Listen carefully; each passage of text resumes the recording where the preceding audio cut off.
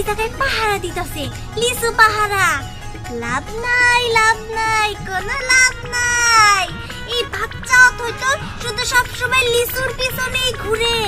এইবার তুই ঘুমায়া থাক, আমি চুপি চুপি লিচু পারি। আচ্ছা, আমি আগে পরীক্ষা করে নেই এই বেটা সত্যি সত্যি ঘুমাইছে নাকি।